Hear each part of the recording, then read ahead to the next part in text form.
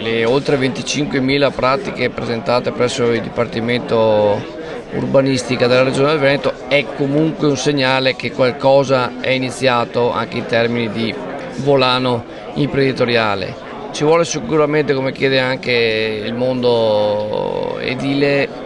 più coraggio e dai sindaci e soprattutto anche dai funzionari dei comuni che poi dopo devono applicare il piano casa. Il compito nostro è quello di semplificare sempre di più la normativa, evitare decine e decine di circolari esplicative che poi dopo lasciano libera interpretazione a livello locale, e mi permetto di dire un po' più di coraggio in termini anche di allargamento delle aree sulle quali si può attivare il piano casa, una per tutti i centri storici che oggi sono esclusi a priori dalla legge per qualsiasi intervento. Ecco, da questo punto di vista c'è bisogno di un po' più di coraggio. È ovvio che il Veneto e la Lombardia sono le uniche due regioni che hanno poi